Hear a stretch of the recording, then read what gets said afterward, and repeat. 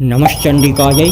जय श्री महाकाल। बंधुओं, मैं भी आप लोगों की तरह एक साधारण सा सांब सदाशिव महादेव जी का भक्त हूँ।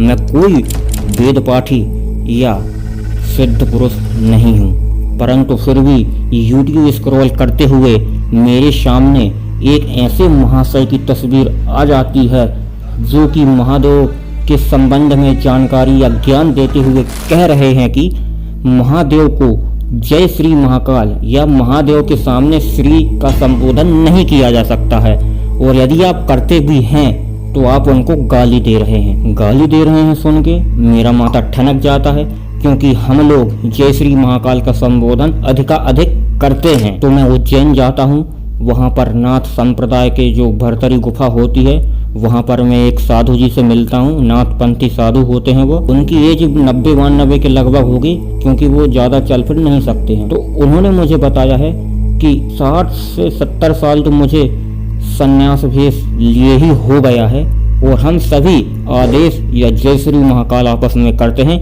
हमको हमारे गुरु द्वारा ऐसी जानकारी नहीं मिली है, अतः जय श्री महाकाल बोलना चाहिए।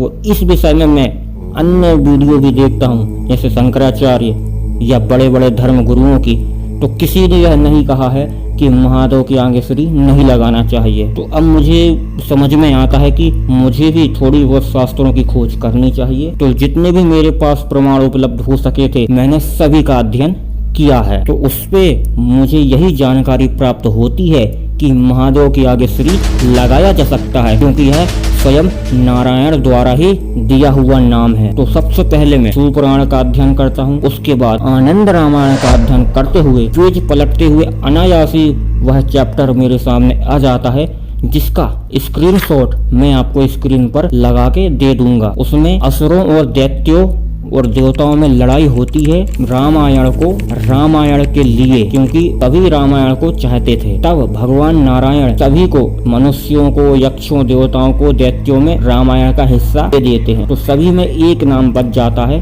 एक अक्षर बच जाता है, जिसको श्री कहा जाता है। अतः वही श्री को वह 14 खंडों में बांट देते हैं। जब 14 खंडों में बांट देते हैं तो जरूर ही महादेव भी 14 खंडों में ही निवास करते हैं। तो जय श्री महाकाल तो बोला ही जाना चाहिए। और कई संतों, साधु संतों को श्री 1008 या 108 ऐसे करके भी श्री लगाते हैं। तो क्या सभी को हम गाली दे रहे हैं? नहीं। तो फिर मैं महादेव के स्त्रोत आदि को भी अध्ययन करता हूँ, तो वहाँ कई जगह पर श्री शब्द आ जाता है, जैसे श्री नीलकंठाय वृषध्वजाय आदि आदि। तो दोस्तों, जय श्री महाकाल का संबोधन किया जा सकता है, यह बात पूरी तरह वेरीफाइड है। अब मैं आपको मैंने कौन कौन सी जगह से वह स्त्रोत आदि लिए हैं उनकी स्क्रीनशॉट आपको यथाशक्ति बता दे रहा हूँ। आप उनको देखिए और आप उनको वेरीफाई करिए। वीडियो अच्छी लगी हो तो लाइक, शेयर, चैनल को सब्सक्राइब जरूर करिए। हम इसी तरह पाखंड का खंडन करते रहेंगे। वीडियो अभी और पूरी देखिए। जय श्री महाकाल।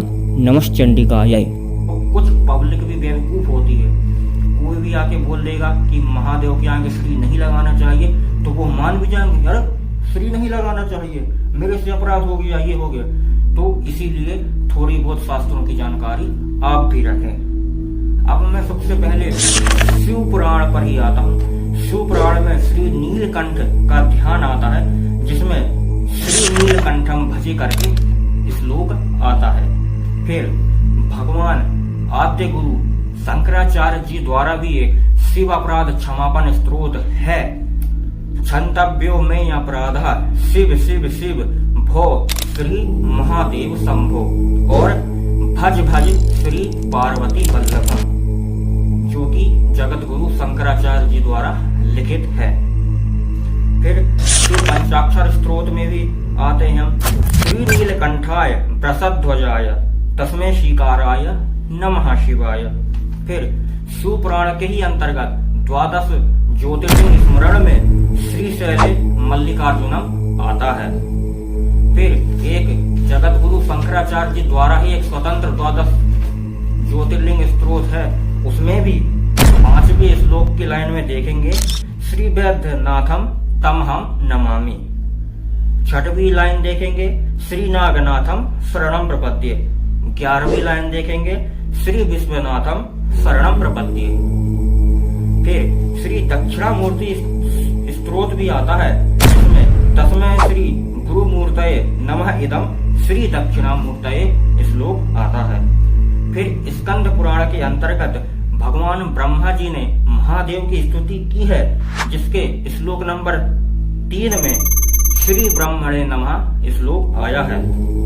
फिर श्री विश्वनाथ मंगल स्तोत्रम में 3 नंबर के श्लोक में श्री मुंड माल्य बल्योज्वल मंजुलीलम करके श्लोक आया है। फिर 10वें श्लोक में श्री विश्वनाथ इह संभोजतस्य करके भी श्लोक आया है। फिर श्री काशी विश्वेश्वरादि स्तोत्र में पहले श्लोक में नमः श्री विश्वनाथाय देव वंद्य पादाय आता है। फिर विश्वनाथ स्तुति में 5वें श्लोक में भवानी पति श्री जगन्नाथम श्लोक आया है। फिर शिवाष्टक के श्लोक नंबर 2 में देखिए श्रीमत प्रसन्न ससिम पन्नग भूषणम आया है। फिर शिव अष्टोत्तर शतनाम में श्रीधः श्रीकंठः जैसे नाम प्राप्त होते हैं। फिर गौरीपति शतनाम स्तोत्र जो कि देवगुरु बृहस्पति द्वारा कृत है, उसके श्लोक नंबर 15 में श्री त्र्यंबकायासित कंठ सर्वः करके श्लोक आता है। ऐसे सैकड़ों हजारों जगह पर आप खोजेंगे तो आपको मिल जाएगा कि महादेव के नाम के आगे श्री का उच्चारण हुआ है। तो इसी तरह किसी भी उधेड़ बुन में ना फंसिए, जो जैसा कर रहे थे वैसा ही करिए। हाँ, यदि कोई शास्त्रीय प्रमाण उपलब्ध कराता है कि यहाँ पर यह चीज का निषेध है, जैसे कि केतकी जिसको चंपा का फूल कहते हैं महादेव पर नहीं चढ़ाना चाहिए, तो यह कई जगहों पर उपलब्ध है। इसीलिए कहीं पर भी यदि जानकारी उपलब्ध है तभी उसको स्वीकार करें, अन्यथा उसको नकारें और ऐसे लोगों को प्रेशराइज करें कि वो ऊट पटांग वीडियो न बनाएं। तो यह वीडियो आपको कैसी लगी तो लाइक करें, शेयर करें, चैनल को सब्सक्राइब करें। तो इसी तरह अब दूसरे पाखंड का खंडन हम अगले वीडियो में करेंगे। जब तक नमः चंडिकाय, हर हर महादेव।